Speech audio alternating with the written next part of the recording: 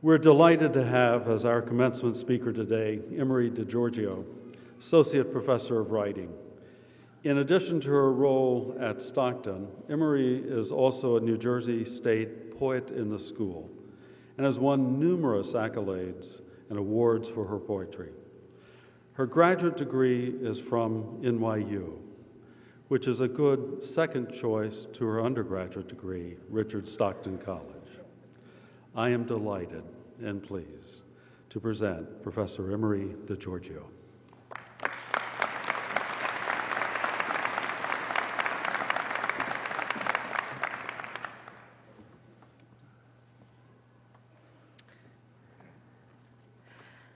Good afternoon. It is an honor and a privilege to share your commencement with you. I thank the President, the Board of Trustees, and the entire Stockton community for inviting me to speak. On Tuesday, my freshman seminar students said they saw on Facebook that I was the commencement speaker. And one of them said, "It's like you're someone famous, because you're not that old." 10 years ago, I could not imagine standing before you now. In fact, I was 16 credits short of graduating from Stockton. I had just mailed my graduate school applications, and it's likely I was celebrating the end of the semester at Louis', my generation's version of JD's or Kavanaugh's, wherever you guys go now. I had no idea what the world would offer then, and I still don't know. Today, we gather to celebrate your academic achievement. The Blue Book exams and lab reports, case studies, and research projects, the intricate math of how many G courses and W's and Q's and V's and A's and H's and I's would lead to this very moment. You stand at the threshold of the rest of your life, expectant, anxious, possibly terrified. Completing a college degree is no small feat, especially when you're working full or part-time, when you have family and friends who depend on you, and when you're engaged in the college and the larger community. You should feel accomplished and proud. But you're not done being students. In fact, I hope you never are. I think you know this already, or you should. That's the gift of a liberal arts education. So what now? If you Google life after college, which I did for this speech, you'll find several posts by a blogger named Jenny Blake and an advice column at the Huffington Post. There's a smattering of survival manuals available on Amazon and a course to help students transition. I suppose if you have Siri on your phone, you could ask her too. But I don't think you need any of these. I encourage you to start wherever you are planted, to know it's possible to make headway toward happiness in the here and now, in the midst of your daily life. I don't need to tell you what the world looks like: the fiscal cliff, a school shooting, bombs over Gaza. I have heard commencement speakers past talk about the challenges your generation must face, and they're right. It's a heavy load. But I don't believe any generation has actually had it easy. In fact, I'm skeptical of any golden age, especially those built on the backs of underprivileged. You are inheriting a tattered earth, a world at war, a global community in which the extravagant excesses of one culture wash up as famine or flood on the shores of another. I know, this isn't what you want to hear. At least one of you is thinking, go back to that part about celebrating. Relax. This is the part of the speech where I tell you a parable. Swami Rama, who spent most of his life teaching in the U.S., used to tell a version of the following story. There was a priest with scientific interest, and he decided that he must consult with Charles Darwin and T.H. Huxley regarding a question of evolution. But unfortunately, both had been dead for decades. So he receives permission to visit heaven. I don't know how that works, but bear with me. St. Peter's checks the list, and neither Darwin or Huxley are on it, and he tells the priest, "You'll have to try the other place." When the priest arrives at hell, he's surprised to discover a grassy expanse with fountains, flowers, and trees. Deer wander the greens. It looks a lot like Stockton.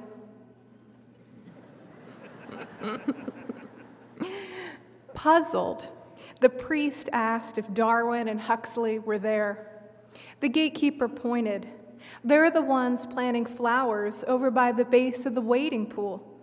The priest nodded and said, "You know, on Earth, hell has a reputation for being awful, unbearably hot, ugly, even painful."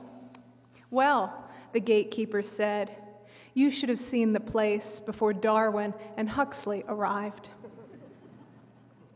My friends, this is your world, your lives, and both are incredibly malleable. Take your degrees and repair this planet. Fashion a life you are happy to live. I'm old enough to know I don't have all the answers. And in less than 2 months, I'll be bringing a child into this world. I have never thought more about the choices I make and the messages they send.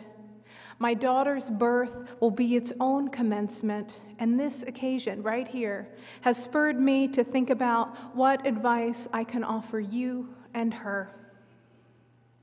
2 summers ago, my husband and I spent 36 days traveling New Zealand in a camper van for our honeymoon.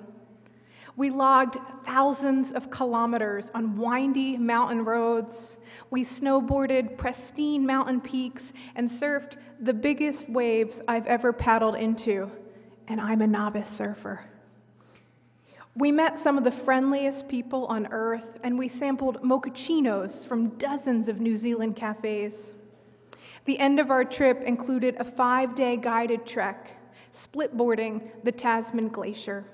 At night, we stayed in an unheated metal hut that was cabled to a peak, unlikely to be brought down by an avalanche. I still struggle to describe what happened out there. It was physically grueling, and I paid for this. It was my honeymoon. On Saturday, the 3rd day after trekking over 10 miles, I could barely feel my right foot, though I had a shooting pain along my right ankle. I was exhausted, wobbly. I needed to concentrate on each step, or I was liable to trip myself. In all of the silence, along those blank canvases of glacial plains, my mind was a carnival. I thought about when I practiced gymnastics as a girl. I reminded myself that my zodiac sign is part goat. I recited every line of poetry I knew and lamented that I had not memorized more. I thought about the coming of the Ice Age and how the last of the dinosaurs must have moved in the snow.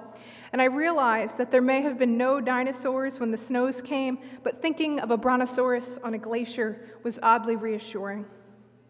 I thought of my parents, of the home I grew up in Piney Hollow, of all my dead grandmothers. I hummed Om. I repeated 2-word phrases to keep me going. I focused on my breath. I tried not to count or focus on how many ridges we needed to cross. I took off my hat, my gloves, I'd sip water, I'd pause and take in the immense landscape. I'd tell myself to keep going. I'd tell myself I could do it. I'd want to stop, and sometimes I did. Terribly out of breath, sweating, aching, I'd start up again, try another breathing pattern, and let my mind whirl. I want to tell you it was the most physically grueling activity I've ever sustained. There's no coming out of this pose, and if you come out, you still have to go back in. We trekked for hours at a time, sometimes with an incline over 30 degrees. On Sunday, we trekked 3 hours just to get back to the hut at the end of the day. One of my favorite yoga teachers often reminds her students that suffering is optional. On a trip like this, the mental suffering is optional. I was thankful to have the ability to witness all that came up during that trip. On Friday, when a storm was moving onto the glacier, we were just about to leave a hut where we had lunch. We'd used a rope to climb down into the hut, and this was terribly difficult for my husband because of his fear of heights. I was not fazed by the height, but I discovered how afraid I am when I lose my footing. As we traversed an icy ledge only a few inches wide, my bottom foot kept slipping below me. Our guide was right there in case I fell, but it was so hard to take the next step when I already felt unsteady. That's true in my daily life.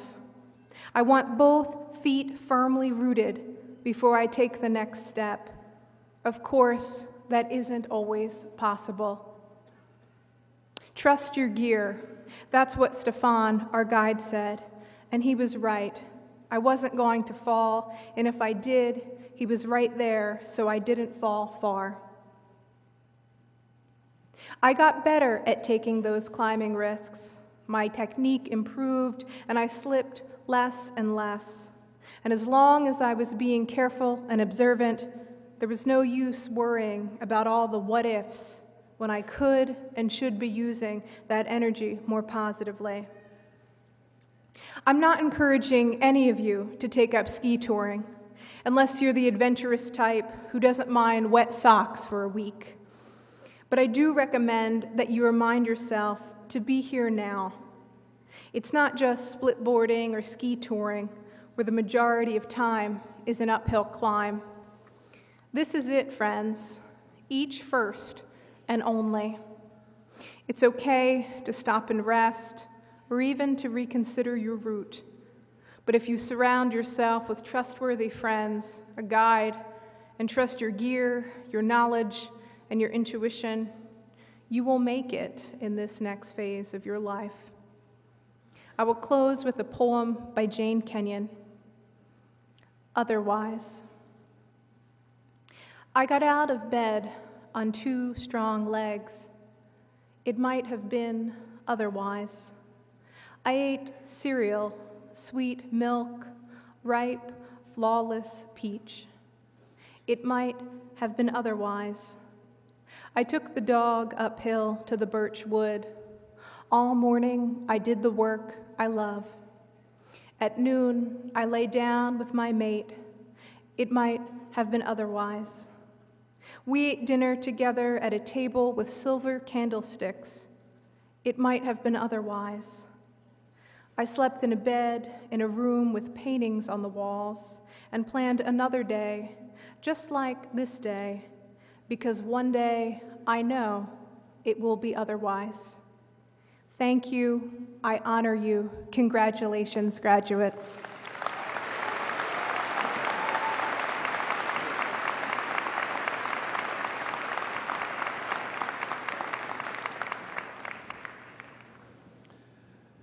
Thank you very much, Emari.